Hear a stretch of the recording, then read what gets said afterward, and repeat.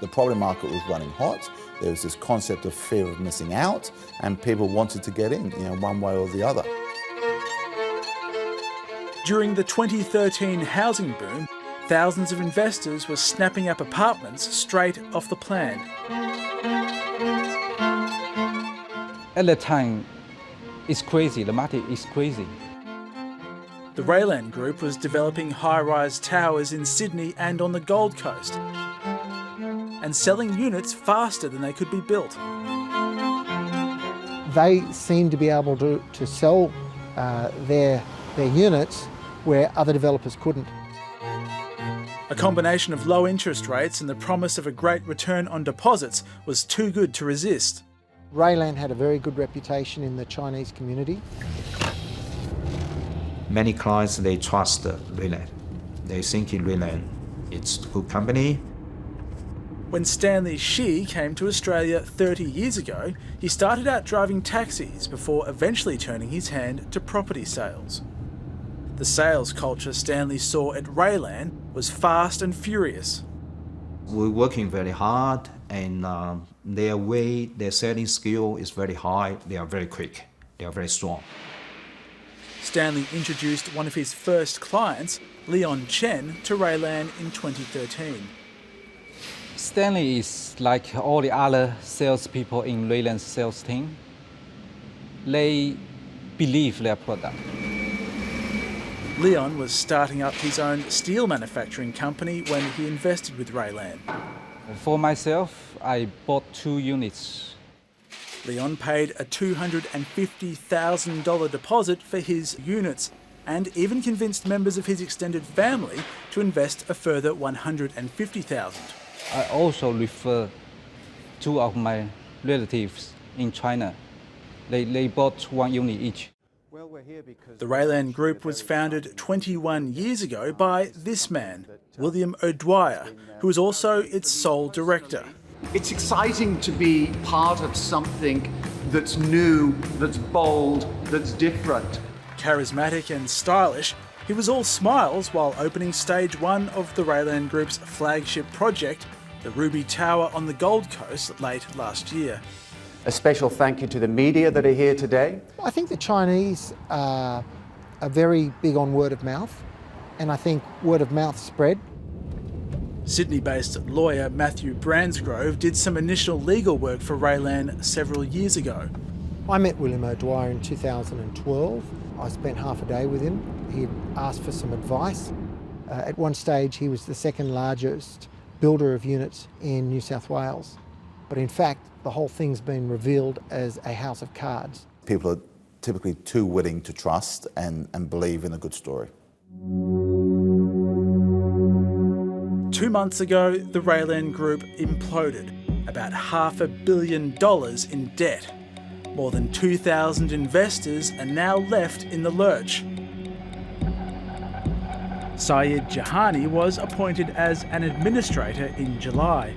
They, in effect, ran out of money, and they couldn't find anyone willing to underwrite the cost of building these future towers. Ralan was using new investors' deposits to keep the company going. From what we can tell, they've been doing this right from the beginning. After an apartment was sold, side contracts would also be drawn up.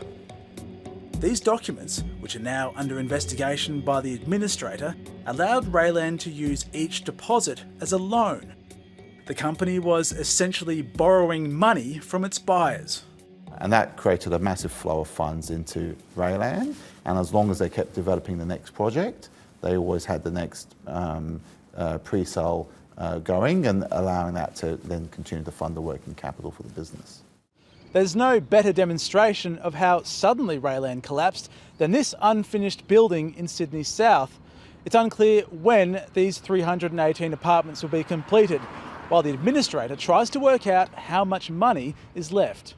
For first 2 weeks, I couldn't sleep properly. After 6 years working with the Ralan Group, Stanley Shi's back on the road, driving Uber.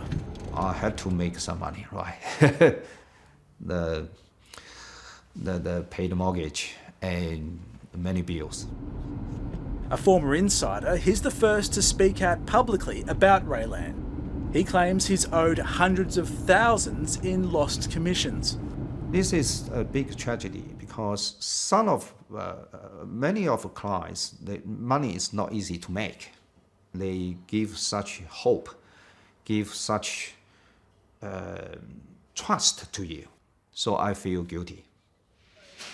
While Leon Chen is confident he can absorb the financial hit, he's worried about his relatives. They just trust me. Now I lost my trust. I don't know what can I say to them. Stanley says it's no accident that most of Ralan's investors were Chinese Australian. He was part of a sales team that targeted that community.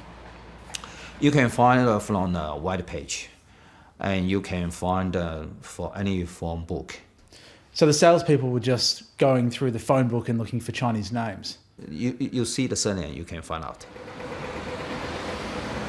In Sydney's Hurstfield, one of the largest Chinese communities in Australia, you don't have to look very hard to find a Ralan investor. So my dad just received a telemarketing call from a salesperson telling him about property. They were speaking Chinese. Aaron Huang and his father Ben both invested with the Ralan Group in its Gold Coast development. One of the incentives Ralan used was to offer a rental guarantee to investors as well as a higher return on their deposits. I put in my savings as well as my mom, put in our savings into the deposit so that we get the 15% interest.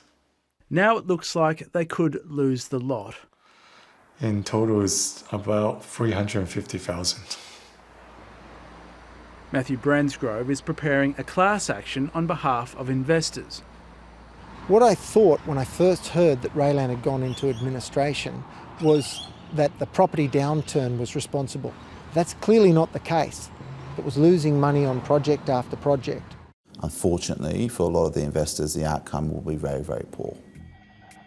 The administrator has put ASIC on notice and could refer Ralan and its director, William O'Dwyer, for investigation. Money has gone out to the owner of the group to fund, his expenses and lifestyle as well. William O'Dwyer declined repeated requests for an interview through his lawyer. He also declined to answer detailed questions sent to him in writing. Mr. O'Dwyer, it's Pat McGrath from the ABC. Have you got a moment to speak? We confronted him at his house in the eastern suburbs of Sydney. Obviously, events like this, where we've got TV shows and the media, do not assist in any way in coming up with a solution for the investors, which is my absolute paramount priority. But are you concerned that Ralan may have broken the law? I am not going to answer any questions. Mr. O'Dwyer, how long were you running? I'm sorry, this is private property. A lawyer for Mr. O'Dwyer also told 7:30 that his client deeply regrets the stress and anxiety caused to creditors by Ralan going into administration. While the administration plays out, attention is turning to what this case says about the property sector, now that 2 decades of frenzied apartment building is slowing down. I suspect there's probably other businesses out there in similar positions. There is a lot of money, looking for a home, quite frankly. It would not surprise me if there are other examples of this in Australia right now. Hi, I'm Lee Sales. Thanks for watching this story. If you'd like to watch more of 7:30's stories, they are on the left of your screen. And tap on the button below to subscribe and get the latest from ABC News.